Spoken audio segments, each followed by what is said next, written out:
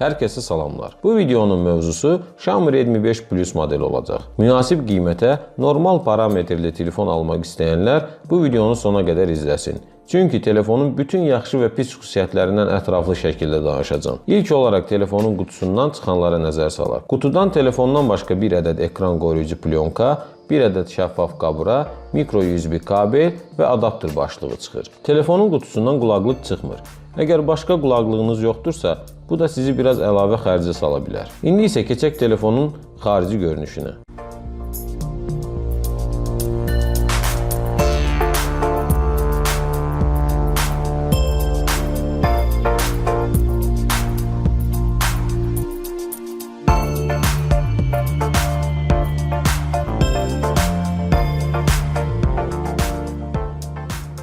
Xiaomi Redmi 5 Plus modeli arxa hissədən Redmi 4 modelinə çox bənzəyir. Ancaq Redmi 5 Plus modelində kameranın flaşı kamera ilə barmaq izi sensorunun arasında quraşdırılıb. Alüminium arxa korpusu ilə gələn telefonun həm gözəl dizaynı var, həm də zərbələrə qarşı daha dözümlüdür. Nə qədər dözümlü olsa da siz telefonu ehtiyatla istifadə edin.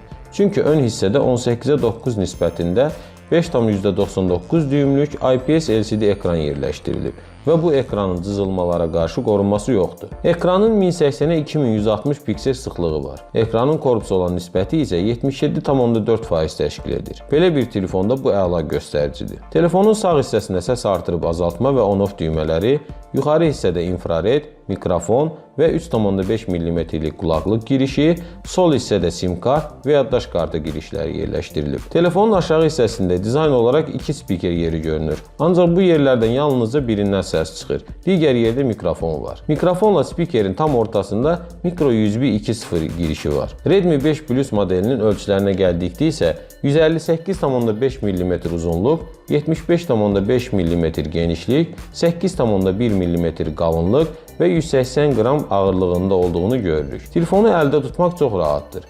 Ələ tam oturur. Ancaq ekrandan tək əllə tam istifadə etmək olmur. Çünki ekranın yan hissələrinə barmaq çatmır. İndi isə keçək telefonun texniki parametrlərinə. Telefonda Qualcomm'un Snapdragon 625 prosesorundan istifadə olunub.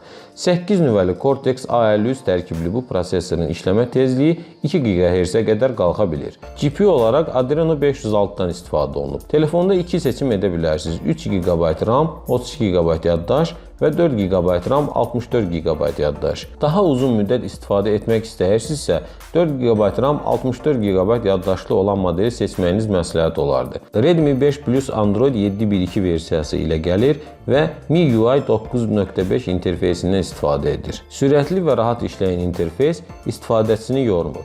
İndi isə telefonun oyunlarda özünü necə apardığına baxaq.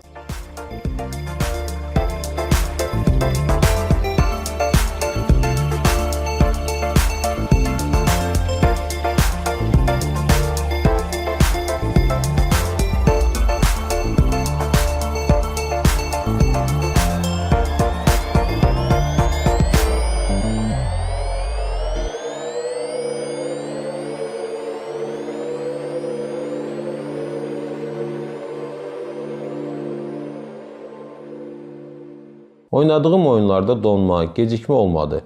Proqramları da normal işlədə bilir. Telefonda bir ədəd 12 megapiksellik arxa kameradan istifadə olunub.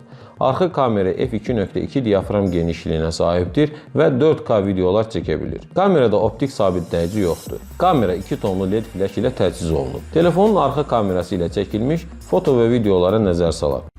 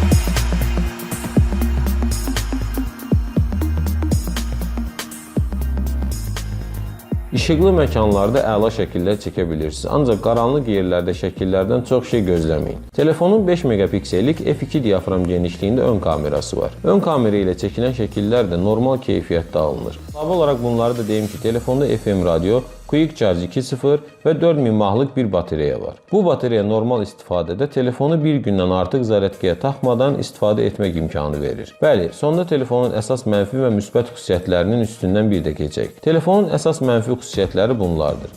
Qutudan qulaqlıq çıxmır, ekranın cızılmalara qarşı qorunması yoxdur.